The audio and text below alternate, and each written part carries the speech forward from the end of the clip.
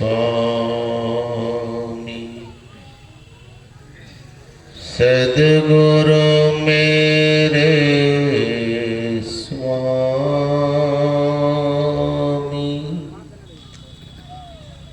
मैं उनके दास।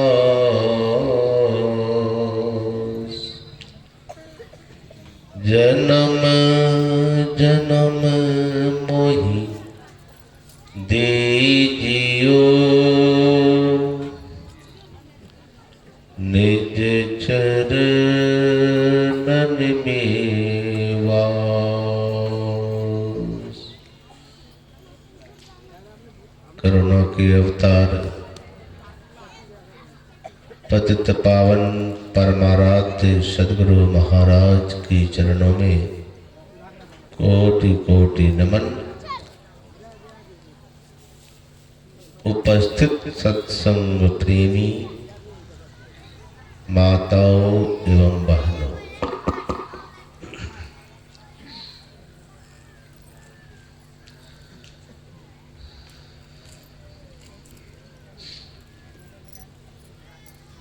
अभी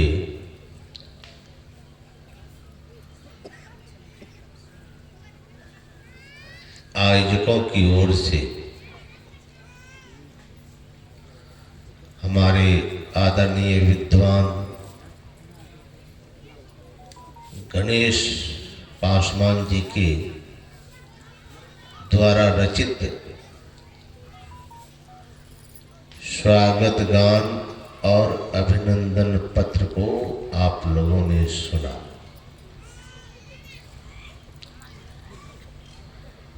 और इसमें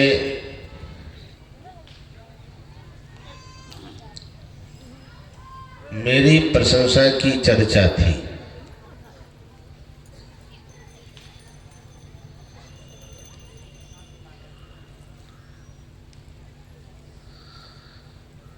कहा जाता है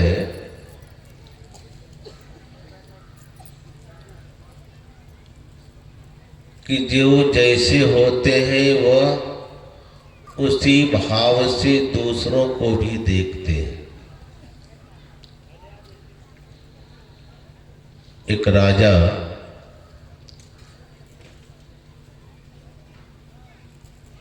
मंत्री सिपाही के साथ निकला शिकार करने के लिए। शिकार करते करते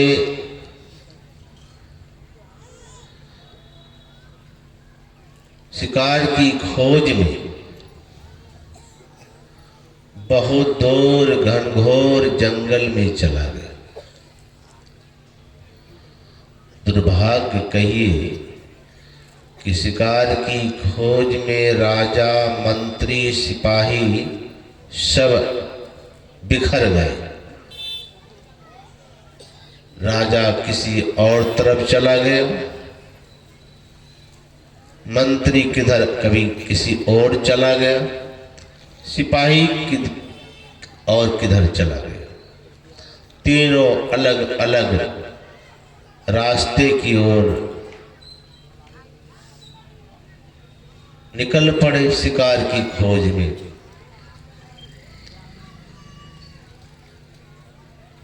बहुत देर के बाद अब एक तीनों आपस में मिलने के लिए सोच रहे हैं। संजोग की बात आगे बढ़ते हैं सिपाही, और कुछ दूर जाने के बाद एक व्यक्ति बैठा हुआ था। वह था अंधा व्यक्ति। सिपाही ने उस अंधे व्यक्ति से पूछा कि ए अंधा,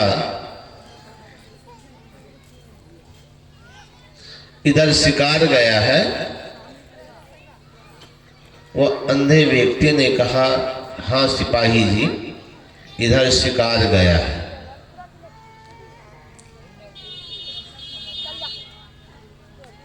सिपाही शिकार की ओर निकल पड़ा। कुछ देर के बाद मंत्री वह भी शिकार की खोज में उसी अंधे व्यक्ति के पास पहुंच गया और मंत्री भी पूछते हैं उसी अंधे व्यक्ति से जिससे कि सिपाही ने पूछा था, और उसी से मंत्री भी पूछ रहे हैं कि सूरदास जी इधर शिकार गया है। पीछे पंडाल के पीछे बहुत हल्ला हो रहा है, बंद कर लो। मंत्री जी के पूछने पर वह अंधे व्यक्ति ने कहा, हाँ मंत्री साहब, इधर शिकार भी गया है और सिपाही भी आपका गया है। तो मंत्री भी आगे निकल पड़े। कुछ देर के बाद बादशाह पहुंच जाते हैं उसी सूरदास जी के पास, वही अंधे व्यक्ति के पास, और पूछा कि ए शहंशाह,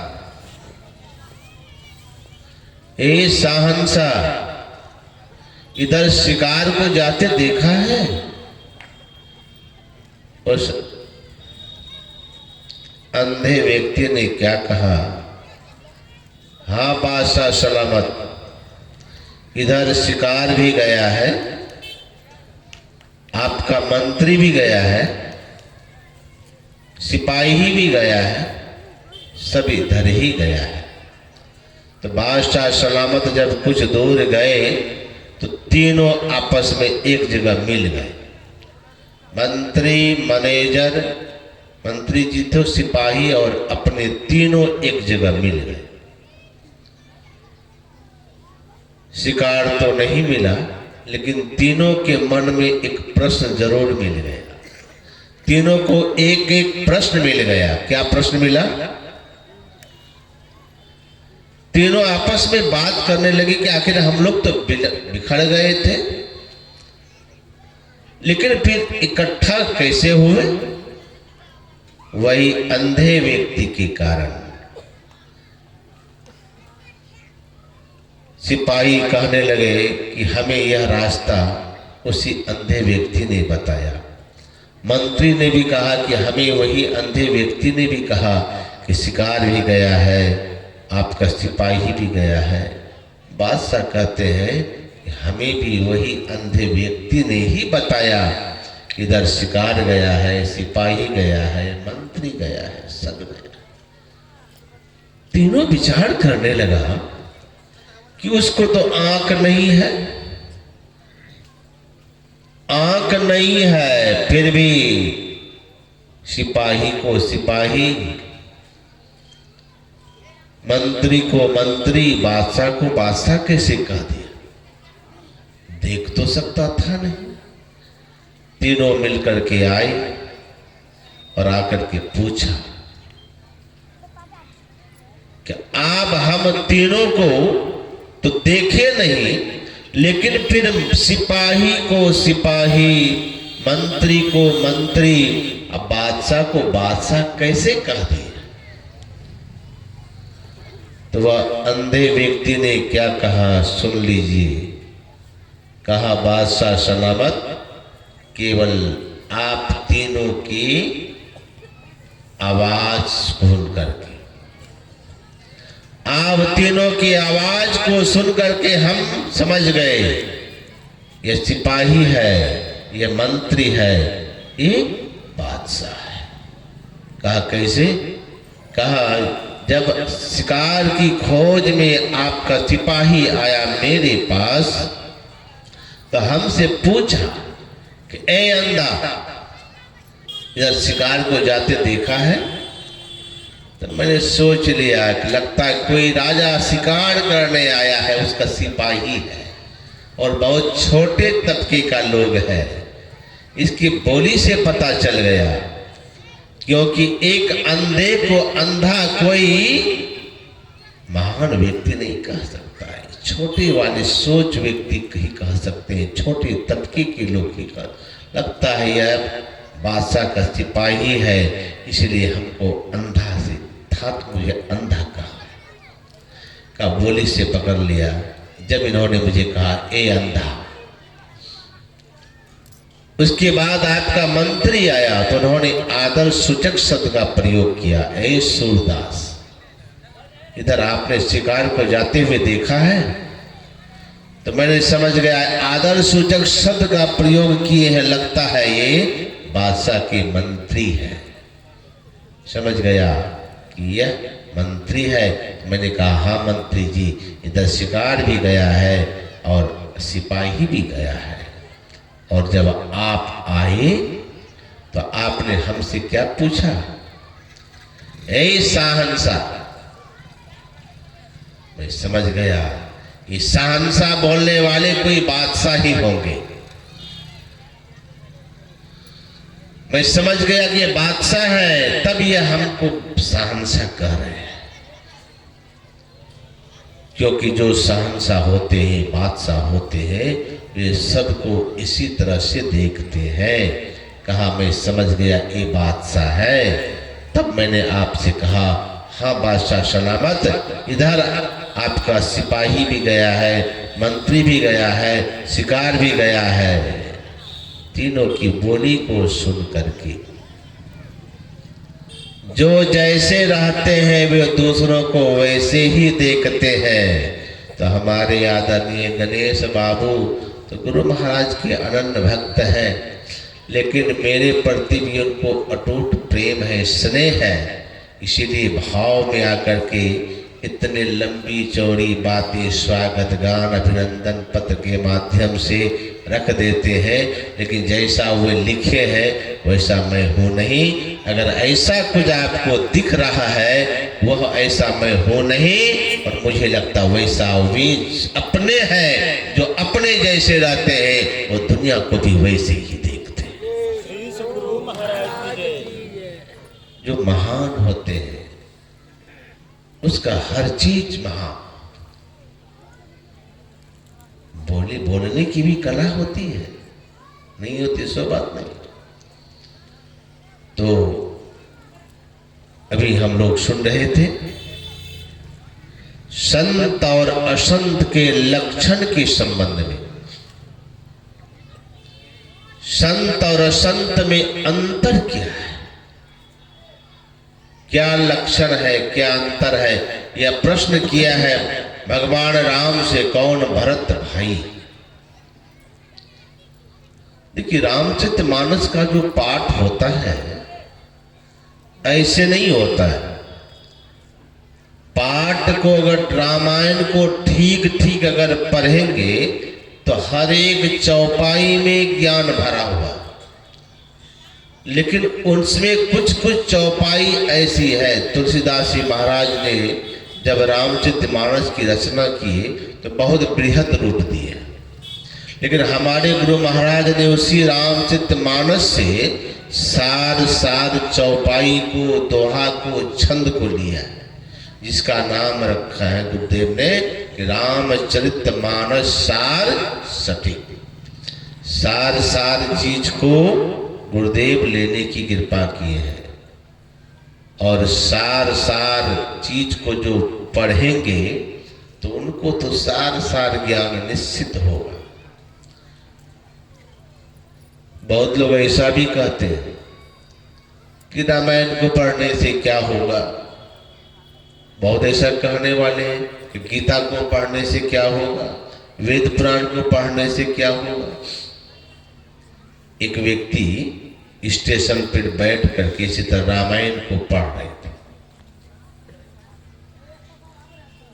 तो दुनिया में तो मन चले युवक की कमी है नहीं। एक युवक आया, शादीशुदा पत्नी को लेकर के बगल में आके बैठ गए। वह बूढ़े व्यक्ति बैठ के गाड़ी की प्रतीक्षा में था, तो रामचरितमानस को उल्टा उल्टा के पढ़ रहे थे। तो नौजवान बगल में पत्नी कर रहे, तो हमारे नौजवान तो और भी थोड़ा सा रंग दिखाने लगते हैं ना कि हमारी पत्नी भी समझे कि हमारे भी पति कुछ हैं, बोलने जानते हैं, स्टाइल मारने जानते हैं, दिखाने के लिए। तो बूढ़े बाबा जी से क्या कह दिया, बाबा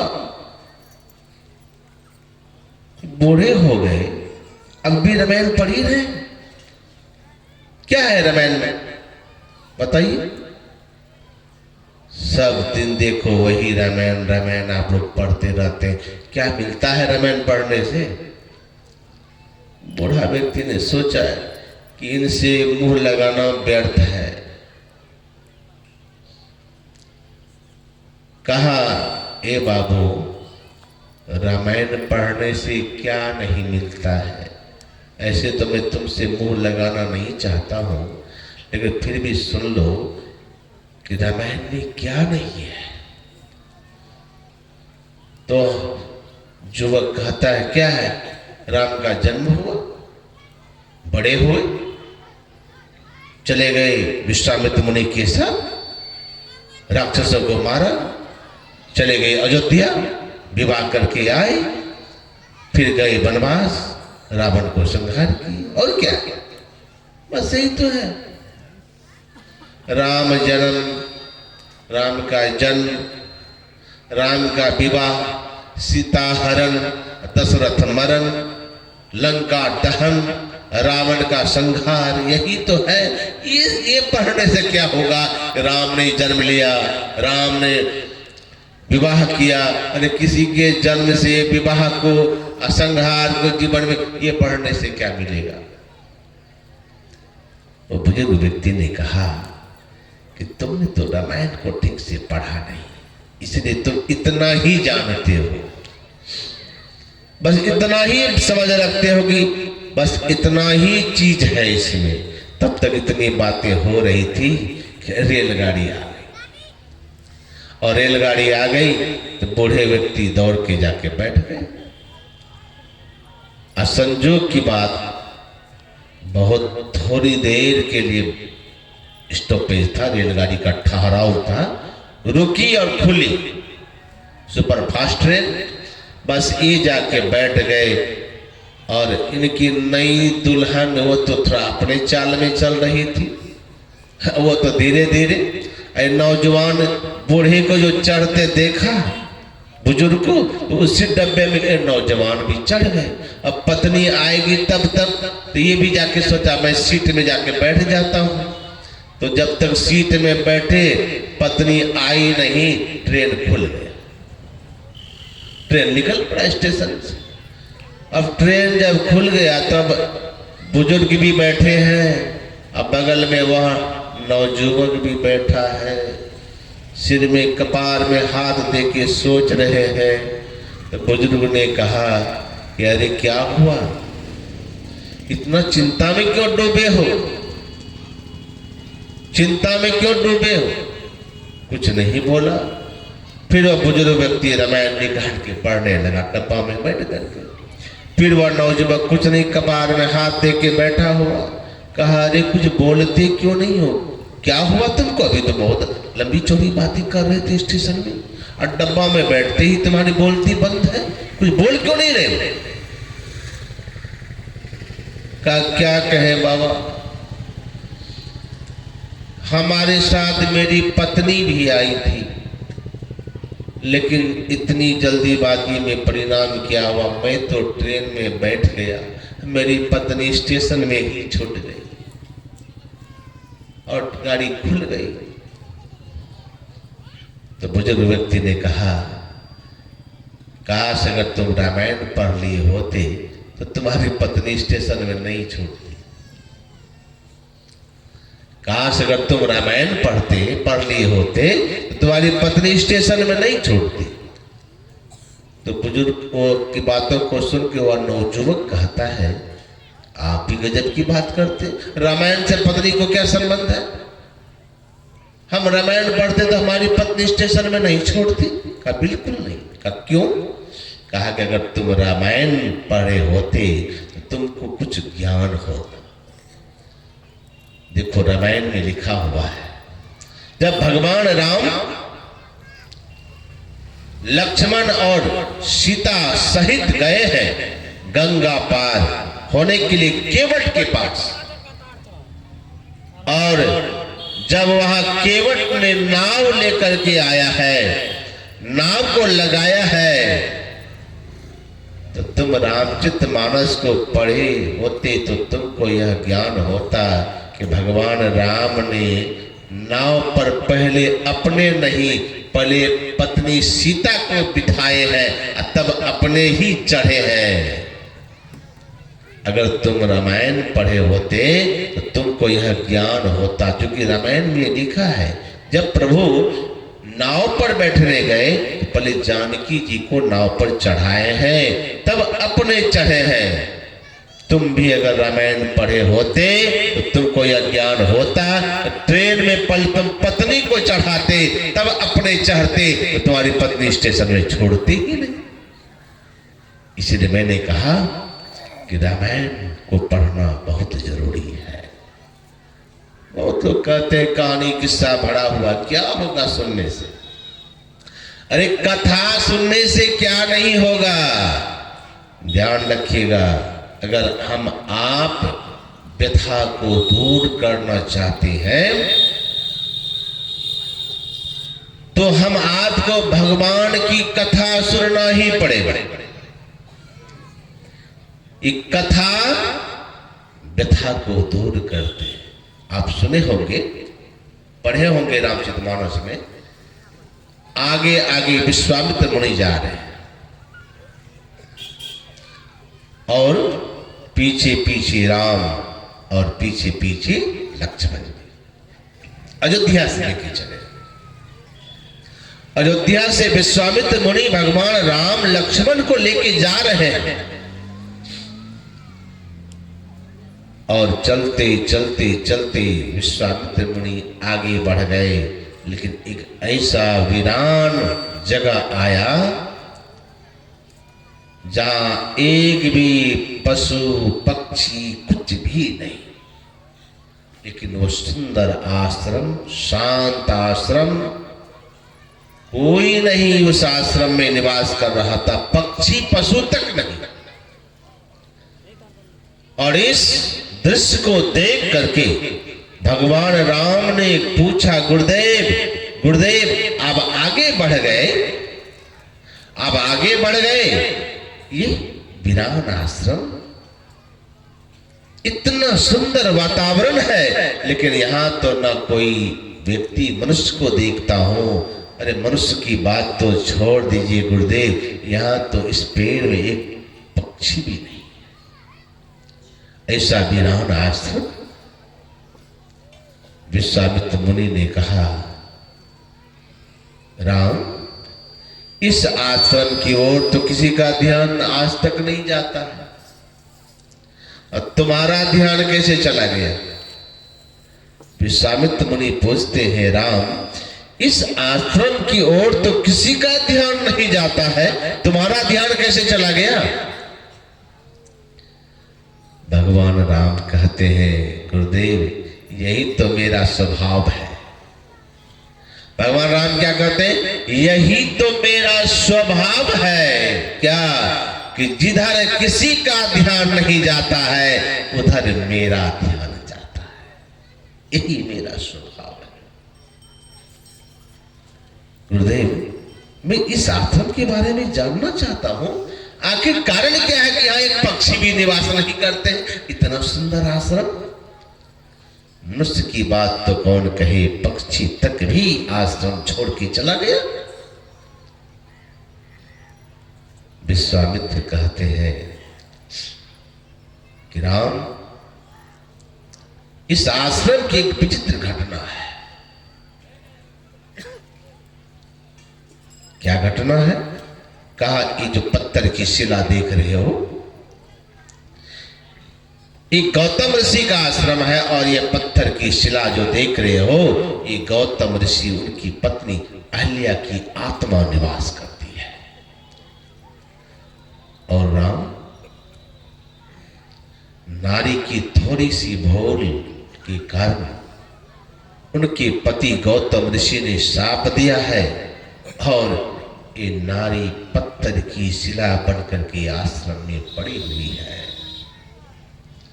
सारी वृतांत सुनाने लगे शुरू से अंतिम तक कि यह अहिल्या पत्थर की शिला बन के क्यों पड़ी है। जब यह कथा सुनाने लगे, सारा वृतांत सुनाने लगे, तो लक्ष्मण जी बीच में टपक पड़े। लक्ष्मण जी ने कहा, भैया गुरुदेव कहते हैं एक नारी की कथा है, एक भक्त की कथा है, लेकिन सारी बातों को सुनने के बाद हमें लगता है यह किसी नारी की व्यथा है, कथा तो नहीं है, ये किसी नारी की आत्मा की व्यथा है। थोड़ी सी भूल हुई, थोड़ी सी चूक हुई और पति ने उन्हें श्राप दिया, पत्थर की शिला बन के पड़ी है। ये तो किसी नारी की आत्मा की व्यथा की घटना, ये व्यथा है। विश्वामित्र सुन लिए, कहा लक्ष्मण बिल्कुल ठीक कहा तुमने, ये बिल्कुल व्यथा है, ये किसी भक्त की व्यथा है।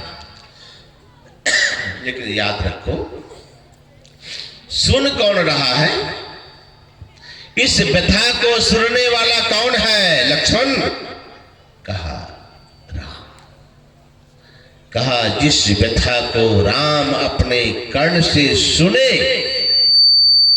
जिस व्यथा को राम ने अपने कानों से श्रवण कर रहे हैं, वह व्यथा नहीं रह जाती है। जब किसी व्यथा को स्वयं भगवान सुनते हैं, वह व्यथा नहीं, व्यथा लक्ष्मण वही तो जीवन में कथा का रूप ले लेती है। श्री सद्गुरु महाराज की जय। वही कथा का रूप।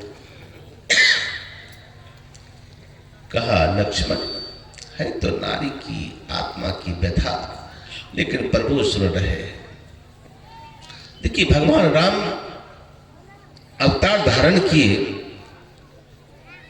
तो कहीं कहीं कानों से भक्तों की व्यथा और कहीं मुख से भी भक्तों की चर्चा,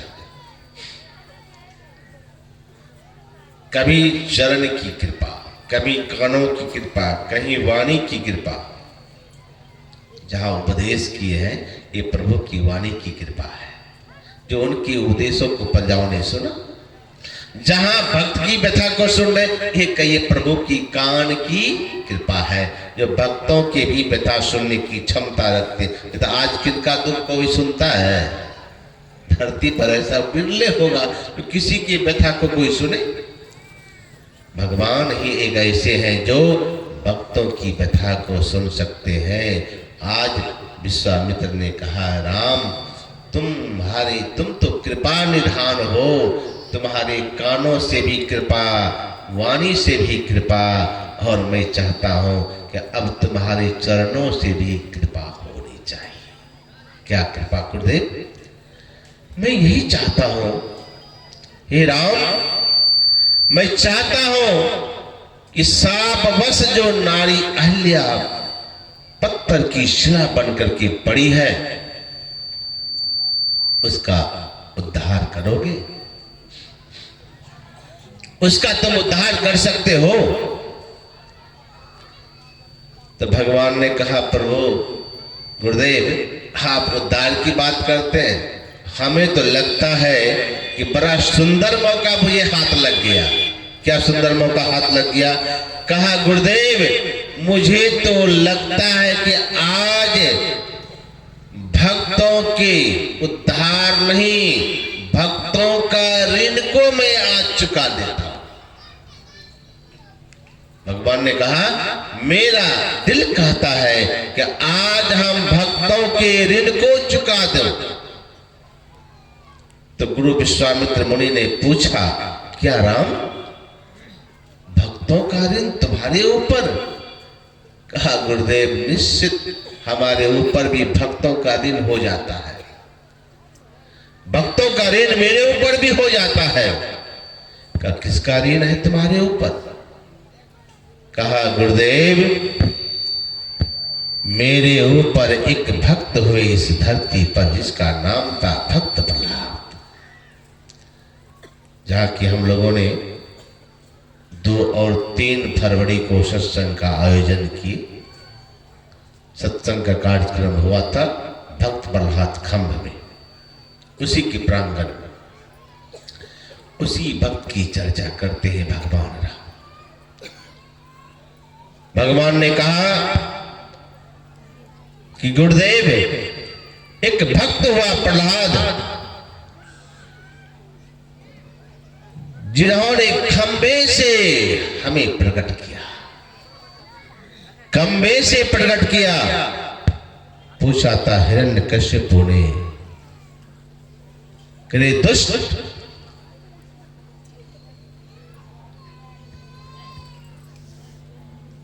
तुम्हारा विष्णु कहां रहता है?